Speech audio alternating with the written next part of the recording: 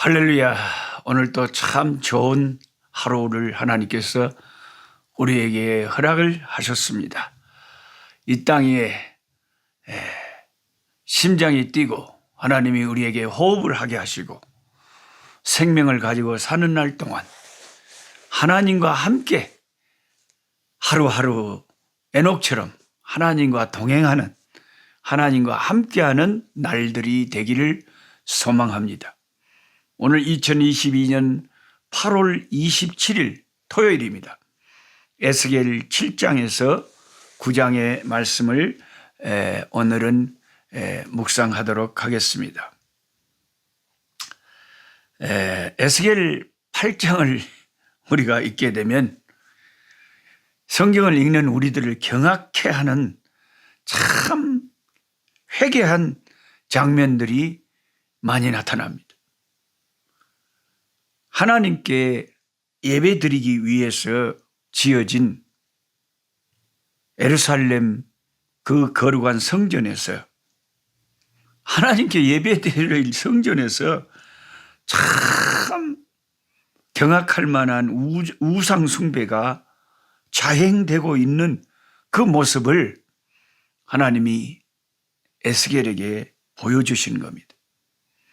우리가 에레미야 애가서를 통해서 보았지만 어떻게 엄마가 자기 새끼를 잡아먹는 그런 참혹한 지경에까지, 그리고 예루살렘 성전이 다 불타고 이스라엘 백성들 어린 아이들이나 노인들까지 다 그렇게 처참하게 살육을 당하고 노예가 되고 나라를 완전히, 나라가 없어져 버리는 그런 철저한 패망을 당하도록 왜 이스라엘의 하나님이 그 나라를 지켜주지 않고 그리 방치하셨는가?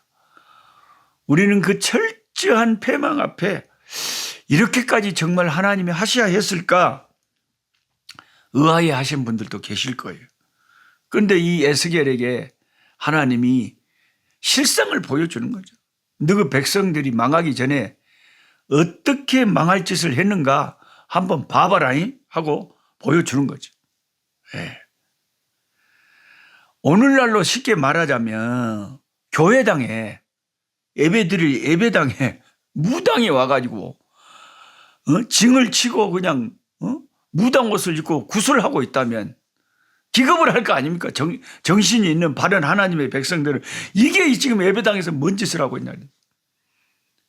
아니면은 절에 중이 와서 예배당에서 목탁을 똑똑똑 두드리면서 나무 간세음 보살하고 뭐 절을 했었고 이런 짓을 교회당에서 하고 있으면 하나님을 사랑하는 하나님의 백성들이 보면 기가 막힐 거 아닙니까? 어떻게 이럴 수가 있냐.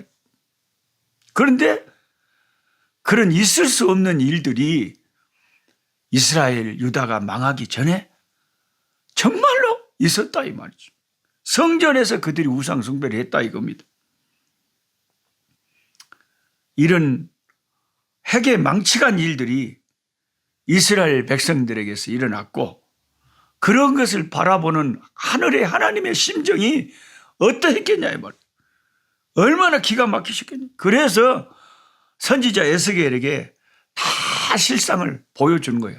이것 좀 봐봐라. 이랬단께? 너희들이 이랬단께? 그러니 안 망하겠냐? 봐봐란께? 다 보여줘 버린 거죠. 히스기야의 아들이었던 악명 높은 악한 왕 므낫세가 예루살렘 성전 안 제단 문 어귀에 바알 우상을 세워놓고 우상 숭배를 했습니다. 하나님의 분노를 불러일으키는 우상 숭배하는 죄를 다른 무슨 은밀한 곳이 아닌 하나님의 성전 앞에다 세워놓고 그런 짓을 했으니 이게 얼마나 망할 짓을 했냐 이 말이죠. 심지어 성전 안에 70명의 장로들이 모여, 그것도 하나님께 예배드리는 성전 안에서 어떻게 그렇게 곤충 우상, 짐승 우상, 그런 희한한 짓을 할 수가 있었습니까? 특히 곤충 우상과 짐승 우상은 애굽에서 배운 것이었습니다. 에스겔이 환상 가운데 또 본 가증스러운 광경은 이스라엘 여자들이 성전의 북문에 앉아가지고 이방신 담무스를 섬긴 사실입니다. 그리고 제가 아까 설명드린 것처럼 교인들이 교회에서 무당 불러다가 구단 거나 똑같다니까. 아니, 우리가 상상하기에 설마 그런 일이 있었을까 했는데 있었다 이 말이에요. 설마가 사람 잡는다니까요. 그러니까 그 나라가 그렇게 망하지요. 예. 담무스는 고대 바벨론 시대부터 숭배된 남자 신인데 여자 신 이슈타르와 함께 생산의 신으로 숭배되었습니다. 에스겔이 환상으로 본 그들의 우상 숭배는 그것뿐만이 아니었습니다.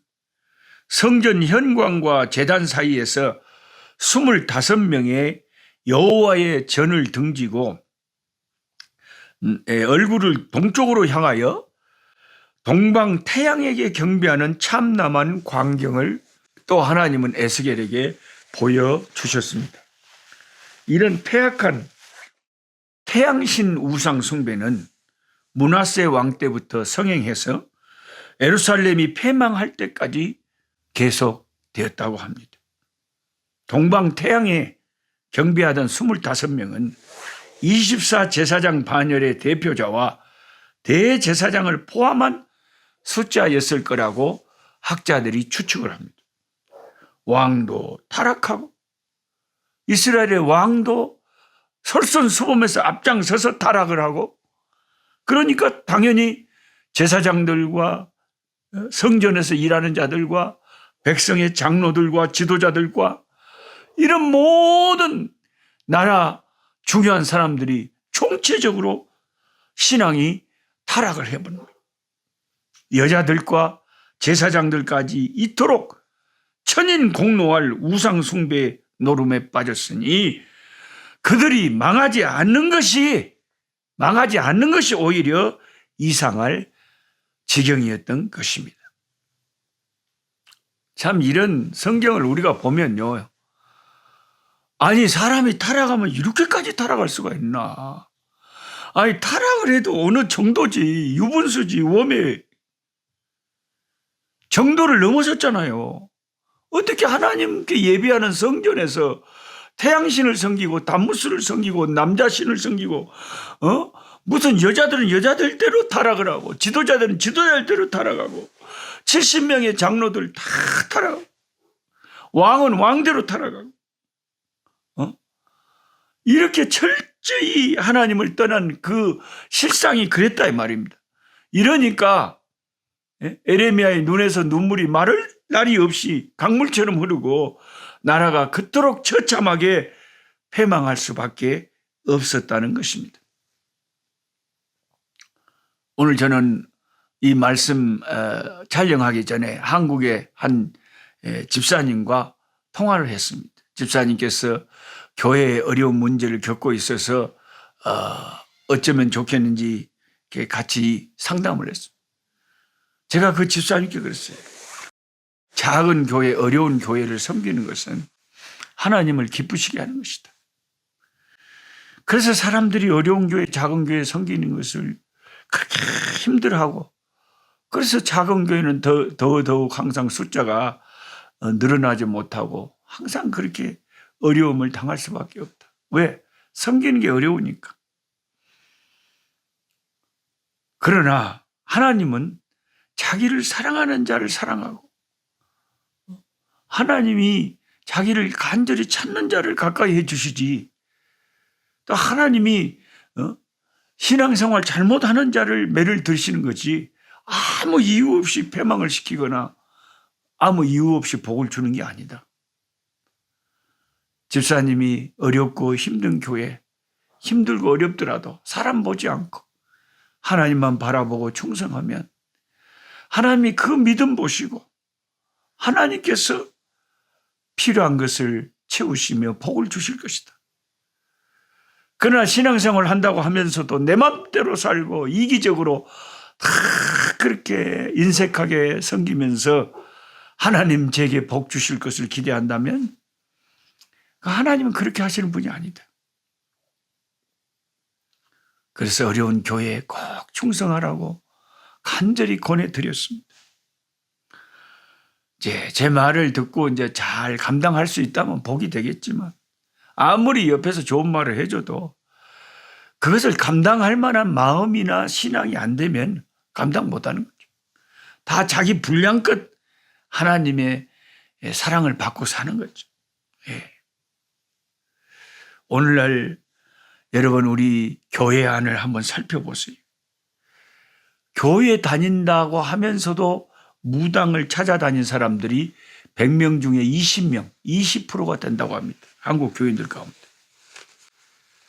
교회 다닌다고 하면서 음행과 돈의 노예가 된 자들이 그렇게 한국 교회 안에 가득 차 있어요. 에스겔 시대가 문제가 아니라 에스겔에게 하나님이 그 환상을 보여준 것처럼 하나님은 오늘날 우리 한국교회에서 일어나고 있는 비리들과 악행들과 잘못된 것들을 하나님 우리에게 생생하게 직접 보여주신다면 우리는 깜짝 놀랄 것입니다. 어떤 유명한 목사가 자기 교회 교인들을 여러 명을 성폭행을 해가지고 그런 게 드러나가지고 세상 사람들에게도 조롱을 당하는데도 유명하다고 해서 큰 교회라고 했어요. 노예에서 제대로 치리도 안 하고 여전히 활개치고 목회하고 있고 그만큼 한국 교회가 썩어 있고 타락되어 있다. 그러니까 다 하나님의 말씀에 따라 공평하게 이런 것을 처리하는 것이 아니라 이해관계에 따라서 힘이 있고 돈이 있고 파워가 있으면 법도 피해가고 이렇게 공정하지 못하고 교회가 정당하지 못하면 어떻게 세상에 본이 될 수가 있겠습니까? 제가 한국 교회에 있을 때 경험한 한 어떤 교회 집사님은 제가 그때 가난한 전도사였는데 저한테 와서 가장 감언 이설로 돈을 빌려가고 제가 돈이 없어서 장모님한테 꼬다가 빌려줬어요. 다음 주에 갚는다더니 안 갚아요. 계속 교회에서 눈만 마주쳐도 나는 그 사람이 나한테 미안해 할까 봐서 내가 피했지만 전혀 언제 무슨 일이 있었냐는 듯이 그렇게 사기를 쳐요. 근데 나중에 이제 부목사님 저한테 전화가 와가지고 그 사람이 전도사님한테도 왔더냐고. 교회에 착하게 생기고 마음이 약하게 생긴 사람들은 다 쫓아다니면서 다 돈을 빌려가지고 수십 명한테 사기치고 빌려가지고 어느 날 갑자기 사라져버렸어요. 또 다른 교회로 사기치러 갔겠죠. 근데 그분이 집사님이고 뭐 금요 철학기도 참석하고 막 새벽기도 참석하고 막 열심을 내요. 그러니까 별의별 일들이 오늘날도 교회 안에서 일어난다. 저도 이 말씀을 오늘 보면서 하나님, 내가 죄인입니다. 내가 악한 자입니다. 하나님 나의 죄를 용서해 주시고 예수님의 십자가의 피로 깨끗하게 주님 씻겨주시고 내 자신을 돌아보면서 회개할 것들, 내 속에 있는 우상들을 하나님 회개하기를 원합니다. 우리가 항복하고 회개하고 주님께로 돌이켜야 됩니다.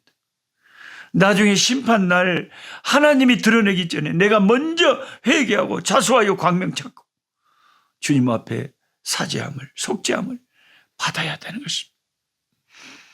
함께 성경 공부하고 계신 여러분들도 자기 자신을 돌아보면서 이 말씀의 거울로 하나님 내게 있는 우상은 무엇입니까? 이 우상을 처리하지 않고 회개하지 않고 깨끗하게 정리하지 않고 어떻게 하나님의 은혜를 기대할 수가 있습니까? 어떻게 하나님의 복을 받을 수가 있겠습니까? 우리가 철저하게 회개하고 돌이키는 우리들이 되기를 주님의 이름으로 축원합니다. 아버지 하나님, 오늘 에스겔 선지자를 통해서 보여지는 참으로 회개망측하고 참 말하기도 믿기 어려운 너무나 무서운 우상 숭배의 모습들을 보았습니다. 저희들 자신들을 돌아볼 때도 때로는 내가 왜 그랬을까? 사탄의 시험이 들면 아버지, 우리가 예수 믿는 사람인데도 꼭 안 믿는 사람들보다 더 악하게 아버지 사탄의 시험에 빠져서 마귀 짓을 할 때가 많습니다. 하나님, 우리의 모든 악한 죄들 아버지 예수님의 보혈의 피로 그 보혈로 깨끗하게 적셔주시고 씻겨주시고 깨끗게 해주시고 악한 죄들을 아버지 계속하지 않도록 돌이키고 회개하고 하나님 모든 죄들을 멀리하고 하나님 바로 살 수 있도록 우리를 붙잡아 주시옵소서. 우리의 죄들을 사여 주시옵시고 우리들의 교회들 가운데 한국 교회 가운데 아버지 모든 아버지 믿음의 현장에서 일어나는 모든 우상 숭배와 악한 것들이 사라지게 하시고 해결되게 하시고 온전히 깨끗해 아버지 변화될 수 있도록 은혜 베풀어 주시옵소서. 예수님의 이름으로 기도드리옵나이다. 아멘.